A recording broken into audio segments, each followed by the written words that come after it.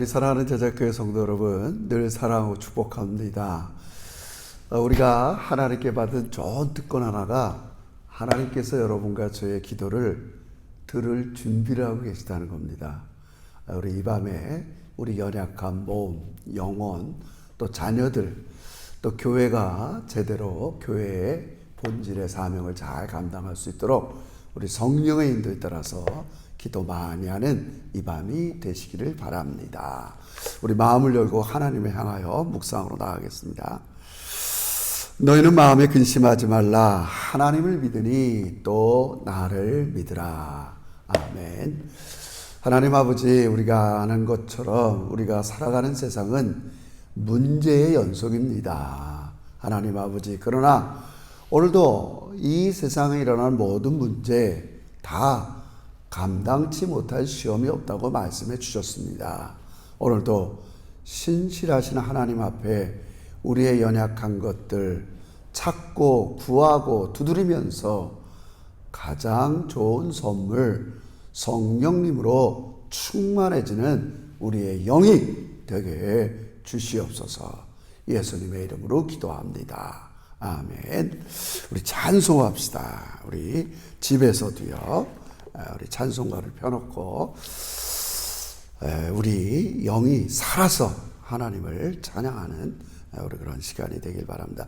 288장 예수를 나의 구주 삼고 우리 찬양합시다. 288장입니다.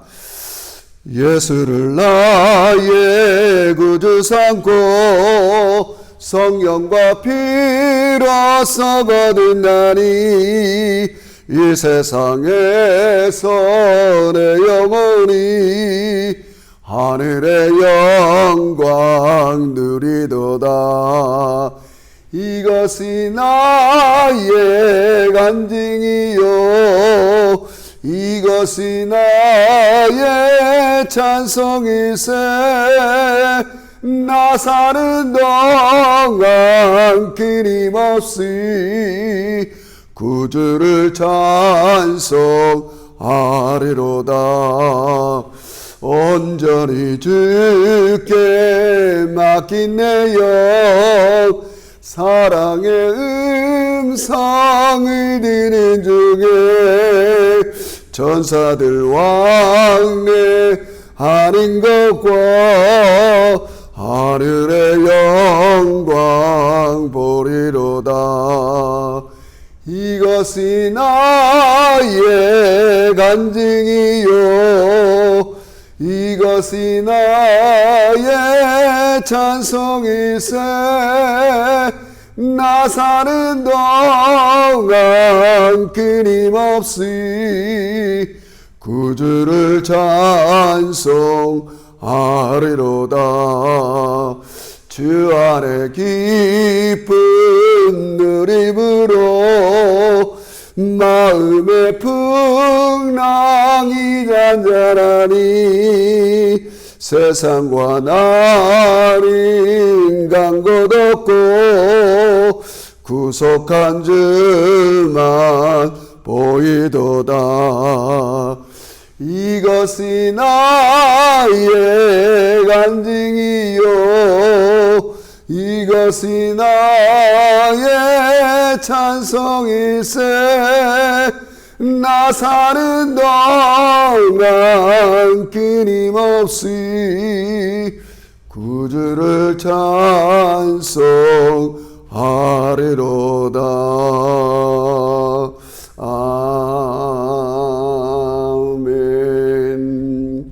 아멘. 우리 사랑하는 성도 여러분, 우리 하나님께서는요 지금도 여러분과 저의 영적 성장을 위해서, 또 가정이 더 든든해지기 위해서, 또 교회를 세우기 위해서 주님이 주시는 선물이 있습니다. 그것은 성령님의 충만한 역사를 통해서 사랑이 나타나고 믿음이 신실해지고 우리가 하늘나라의 소망을 갖게 하는 성령의 좋은 선물들입니다. 우리는 결단코 성령께서 조금이라도 우리의 마음과 생각을 열어주지 않으면 아무것도 할 수 없습니다. 우리 그것을 고백하면서 우리 이 밤에 성령님 내 마음과 생각을 주의 뜻을 이룰 수 있는 마음으로 열어주시고 주의 다스림을 받을 수 있도록 열어주시고 내 마음을 지배하는 악한 것들을 하나님 제하에서 늘 이 찬송가 오늘 부른 2절대로 온전히 주께 맡긴네요. 우리 이 밤에 하나님 우리 영을 주 앞에 맡겨드립니다. 성령을 사모합니다. 하나님이 주신 은혜를 사모합니다. 우리 교회를 세우고 가정을 세우고 내 자신을 세울 수 있도록 성령 충만한 이 밤 되게 해주세요. 그리고 마지막 하나는 우리 환우들을 위해서 기도합시다. 우리 김영순 권사님 또 윤성호 권사님, 우리 또 늘 피곤하고 힘들어하는 우리 정지훈 권사님 붙잡아 주시고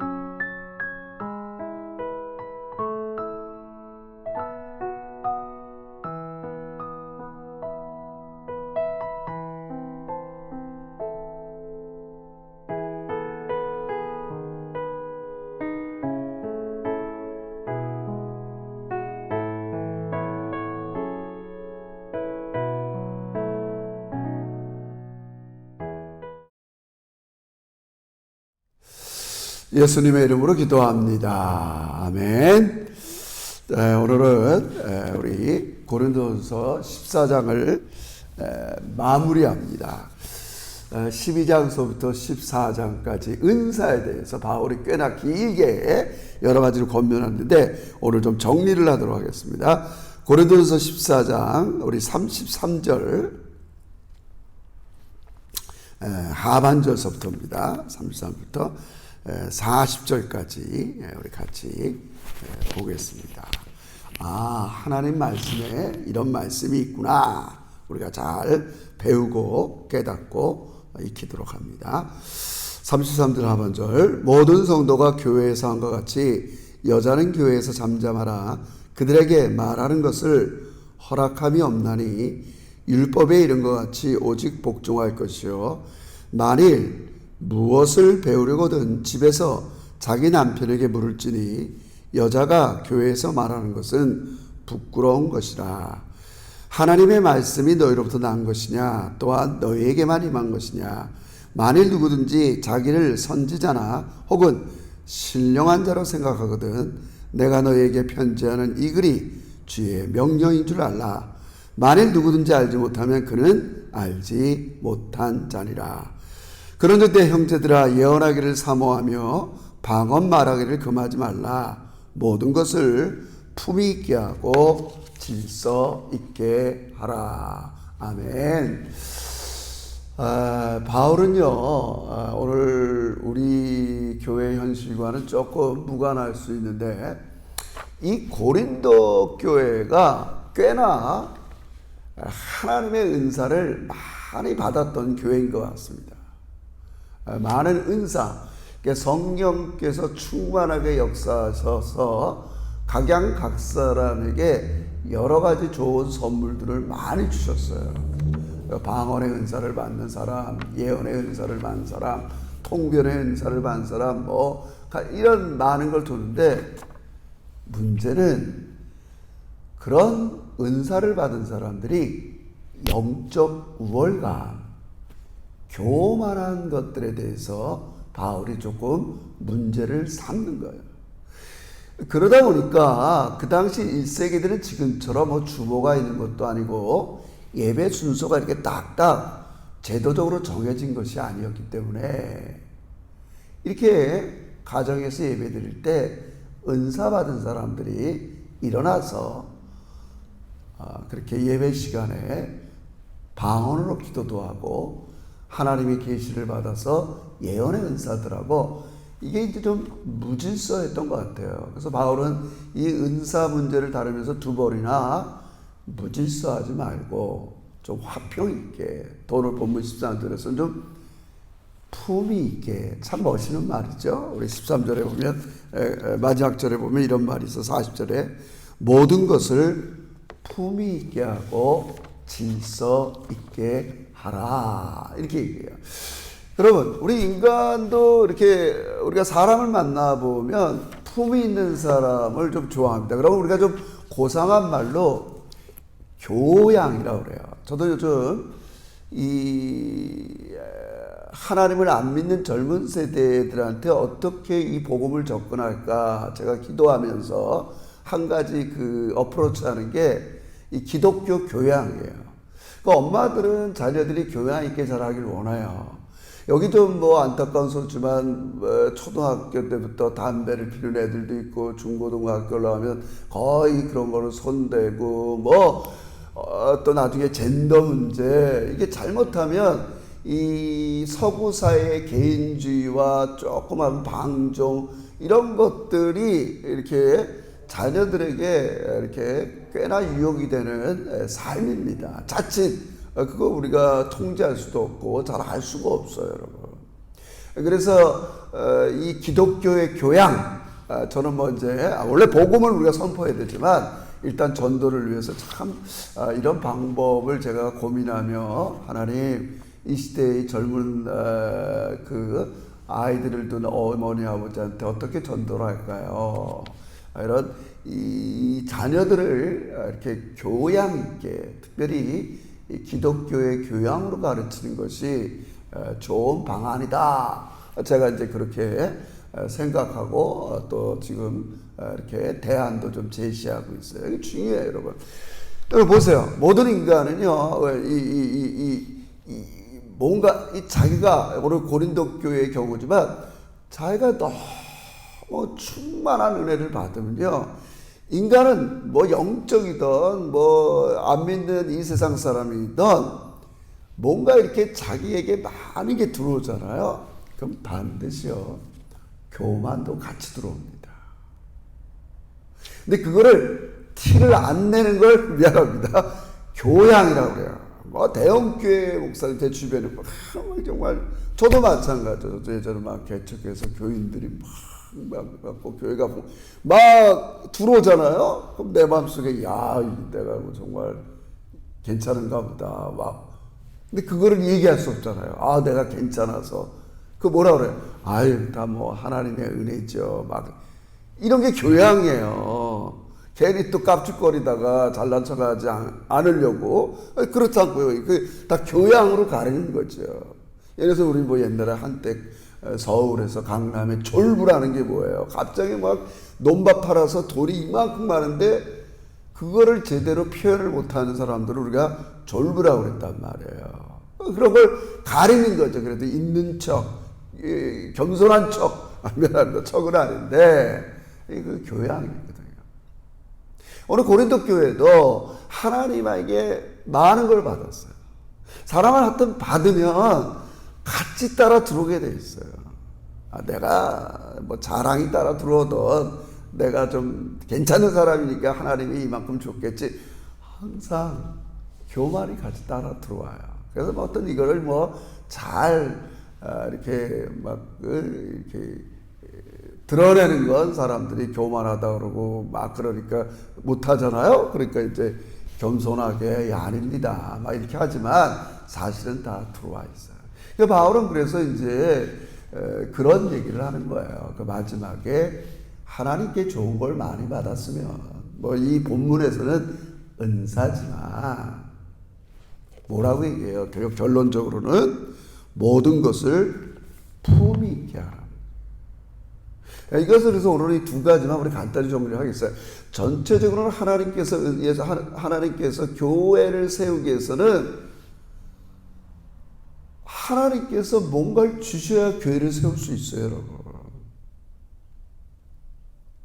어떤 분은 돈을 잘 버는 은사를 주든지 똑같이 비즈니스를 해도 저 사람이 하면 돈이 달라붙는 사람이 있어요, 여러분. 은사죠, 은사.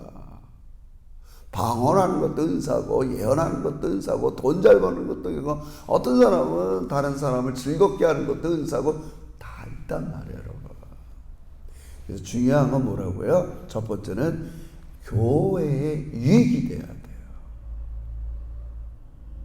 교회를 세우기 위해서 하나님께서 은사를 주시는 거예요.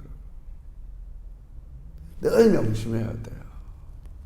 그래서 우리가 시간이 지날수록 이건 미안합니다. 정말 저 자신도 마찬가지고 우리 교회도 마찬가지고 제가 나이가 자꾸 들어서 성령께서 충만하게 역사하면 뭔가 품위가 있는 사람이 되는 거고 교회도 마찬가지. 정말 이렇게 성령께서 충만하게 역사하는 사람들이 있었다면 교회는 당연히 부흥하고 품위 있게 되겠죠. 그러니까 돌아보면 그게 다 인간적이고 다 그러다 보니까 교회를 세우기보다는 교회가 자꾸 어려워지는 거예요. 정말 우리가 제가 뭐 함부로 할 말은 아니지만 정말 우리가 이민 땅에 이거를 진짜 끊어버려야 됩니다. 사람들은 자기 하나 나가면 그뿐이다 생각하지만 교회가 어떻게 되는 거에 대해서 하나님은 굉장히 걱정하고 계십니다. 내가 하는 행동 하나하나가 교회에 유익이 되는 것인가, 교회가 어렵게 만드는 것인가, 이거는 뭐 한 개인을 떠나서 우리가 좀 조심하고 좀 생각해 볼 문제예요. 아무리 뭘 해도 그건 성령께서 하시는 일이 아니죠. 그래서 바울은 12장의 은사를 얘기할 때요, 진짜 성령이 나타나는 사람의 특징이 뭐냐? 주 예수님을 높인다는 거예요. 자꾸 예수님 뜻대로 살고 싶고 예수를 높이고 싶고, 제가 요즘 하는 말로 하면 하나님의 다스림을 구현하고 싶다고요. 뭐 쉽게 말하면 그냥 주님 뜻대로 살고 싶어요. 여러분, 성령 충만을 어렵게 생각하지 마세요. 그래서 바울이 12장에서 그렇게 얘기하는 거예요. 성령께서 충만하게 나타났을 때 그는 주를 높인다. 제가 요즘 여러분에게 쓰는 말로 하면 하나님의 다스림을 받고 산다. 쉽게 얘기하면 늘 하나님께 순종하고 하나님만 나의 의지의 대상으로 살고 싶은 거예요. 그게 성령께서 나타나시는 사람들의 특징이라는 거예요. 자, 그러면서 우리는 이제 이렇게 생각해야 돼. 그렇다면 성령의 나타나심을 통해서 하나님이 이렇게 자꾸 드러나야 된다고 했잖아요. 여러분 잘 생각해 보세요. 세상이 원래 이제 정치적으로 경제적으로 이렇게 돌아가니까 하나님 나라를 구현하기가 어렵잖아요. 우리가 뭐 일상에서 하나님 나라를 구현하자 제가 아무리 막 이렇게 얘기해도 간단치는 않잖아요.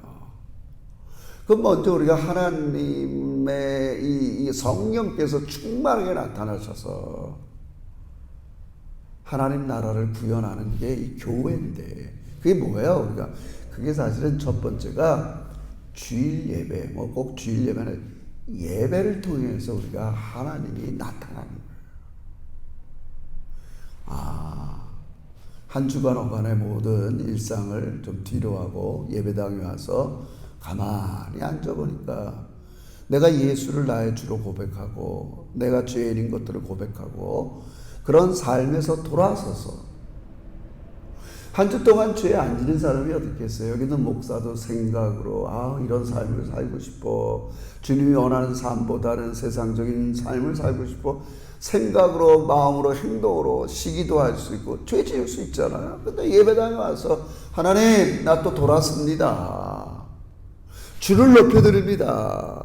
제가 주일날 말씀드린 것처럼 제가 이제 하나님께 속한 사람인데, 하나님 나라를 소망하는 사람인데, 나 이미 하나님 나라에 들어온 사람인데 자꾸 광야의 이스라엘 백성처럼 뻑하면 애국으로 돌아가자, 그때가 좋다, 이런 것들을 우리가 돌아서면서 회개하고 믿음을 붙잡는 거죠. 그게 예배예요. 예배. 하나님 나라가 잘 드러나고 나타나는, 성령께서 공식적으로 가장 나타나는 영역이 저는 교회라고 생각해요. 그 예배를 통해서 한 주간 어간의 나를 돌아보고 회심하고 회개하고 회개하고 내가 다시 나의 믿음의 대상은 하나님밖에 없구나. 과연 내가 매일의 안정된 삶, 행복한 삶을 살기 위해서 무엇을 의지하고 사는가? 나의 삶의 토대는 하늘 아빠야! 이걸 다시 믿음으로 결단하고 돌아가고, 그거 아니겠어요? 그리고 예배 끝나고 나서 뭘 해야 돼요? 성도 간의 교제를 통해서 하나님 나라가 구현돼야 돼요. 언제 기회 되면 하겠지만 그런 걸 성경은, 바울은 교회가 하나됨이라는 걸로 얘기하는 거예요. 뭐 말을 똑같이 하고 생각하는 똑같이 한다는 게 하나가 된다는 게 아니야. 차별 없이 서로 사랑하는. 이건 주일날 좀 제가 더 다루기도 하지만, 그래서 우리는 성령께서 충만하게 나타나는 교회가 돼야 돼요. 그래서 어제는 바울이 그런 말도 해요. 그럼 성령께서 충만하게 나타나는 교회의 예배가 뭐냐? 그거는 교회 처음 나온 사람들이 와보면 안다는 거예요. 그게 기준이 돼야 된다는 거예요. 근데 어떤 사람이 교회 처음 나오는데 교회 이미 먼저 나온 사람들이 무질서하게 막 방언하고 자기들이 알지도 못하는 말하고, 그 당시지만 그게 무슨 소용이 있냔 말이에요. 그게 아니에요. 그 예배가 얼마나 하나님을 높여드리고 자기 자신이 한 주 동안에 얼마나 하나님 앞에 연약한 삶을 살았는가 돌아서기도 하고 다시 믿음의 대상을 붙잡고, 그런 모습을 안 믿는 사람들이 교회에 와서 보고 자기도 나도 저 하나님 앞을 믿어야겠다 이렇게 된다는 거예요. 그리고 예배 끝나고 성도들 간의 교제를 통해서. 그래서 바울은 성령께서 나타나는데 특별히 내 말, 생각, 인격에 나타나는 것을 갈라디아서 우리 잘 아는 대로 5장 22장 23절 성령의 9가지 열매라고. 저도 이 말씀 준비하다가 그렇다. 목사는 목사예요. 뭐 그리스도인은 성령께서 우리가 충만하게 역사할 때 그리스도인의 품위가 있어야 되는 거구나. 목사는 목사다운 말투를 써야 되고 품위가 있어야 되는구나. 뭐 어떨 때는 저도 과도한 농담 또 언어를 사용해서 뭐 이렇게 좀 이렇게 우리 아이들한테 조금 이렇게 어텐션을 받을 때도 있어요. 그러니까 목사다운 품위 있는 말을 쓰는 게 좋죠. 근데 그게 가식이 아니란 말이에요. 아까 얘기했지만 내 교만을 감추려고 교양 있게 보이는 게 아니라 성령께서요. 내가 막 이러면 사람들이 아유 저 목사 뭐 저래 막 이런 아까 인간적인 교양, 세상에 도덕이 오른 교양이 아니라 오늘 바울은 그걸 얘기하는 거예요. 너희가 모든 것을 품위 있게 하라.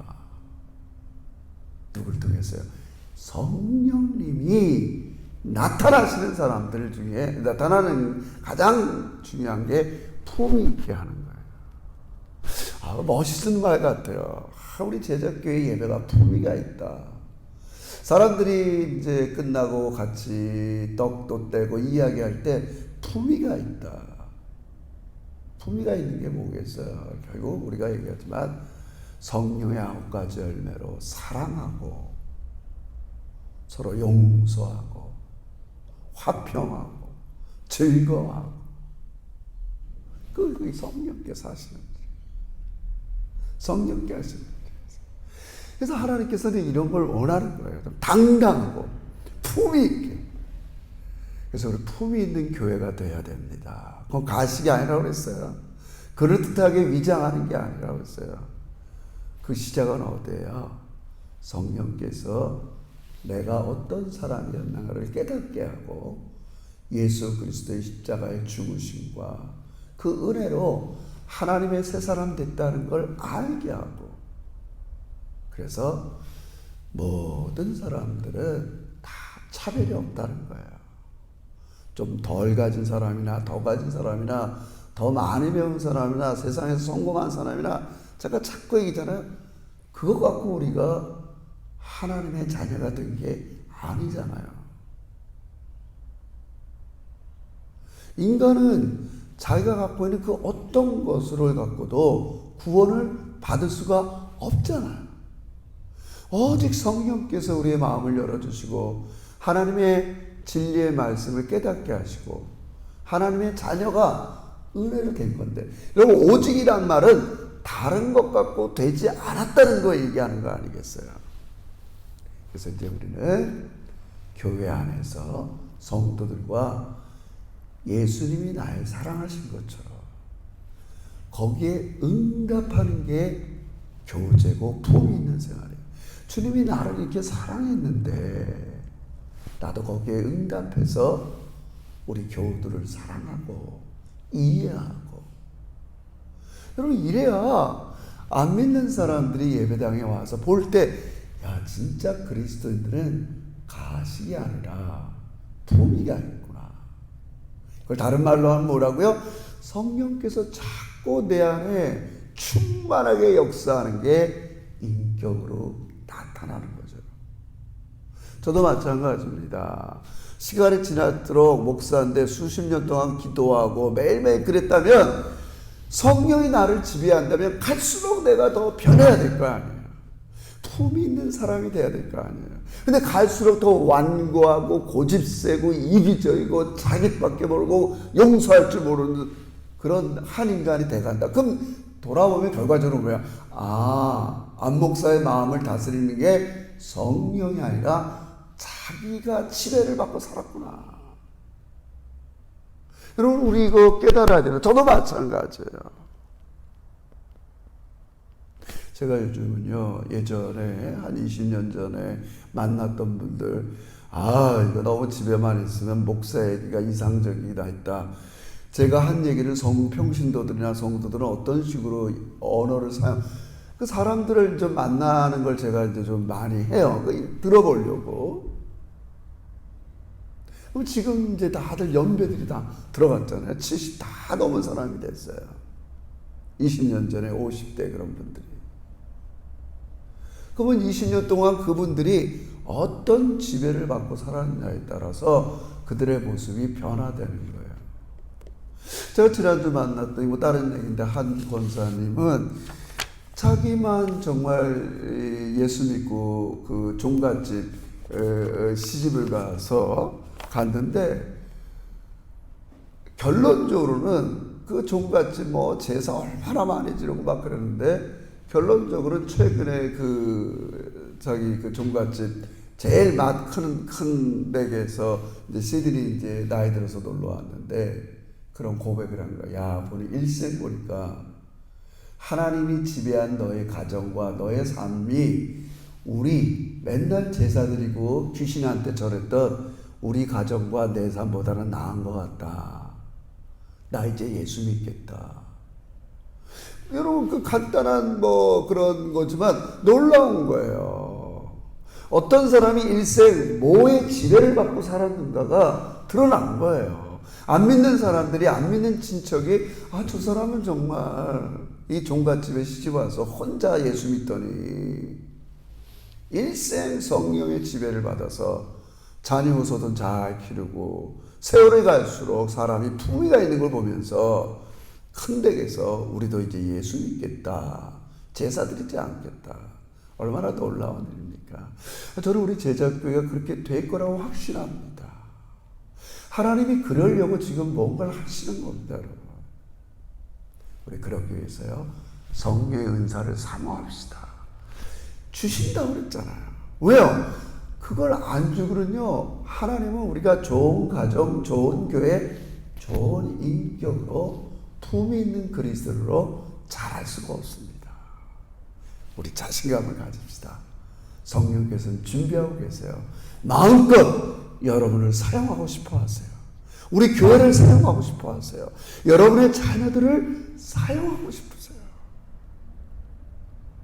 우리 성령의 충만한 지배를 받는 여러분의 매일이 되기를. 그래서 제가 우리 바이블 타임에 그러잖아요. 맨날 지속적으로 계속 everyday 나 자신을 내려놓고 성령님께 맡기고 성령의 인도를 충만히 받는 우리 제자들이 되시기를 주의 이름으로 축원합니다. 기도드립시다.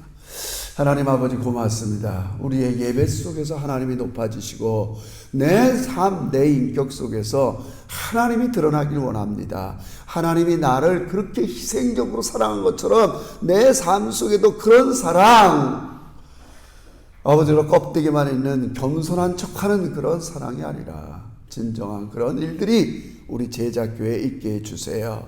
우리 제자교회 예배 속에 하나님이 임하여 주시고 우리 제자교회 성도들의 모임 속에 하나님 임하여 주시옵시고 우리 가정에 임하시고 우리의 마을 삶 속에 하나님 나타나시고 역사해 주시옵소서. 존귀하신 예수님의 이름으로 기도하옵나이다. 아멘. 오늘 중요한 말씀 증거해야 되는데요. 고린도서 12장서부터 14장까지 내용입니다. 이 밤에 기도하시고 내일부터는 고린도서 15장 부활장 우리 또 말씀 은혜 나누도록 하겠습니다. 사랑하고 축복합니다.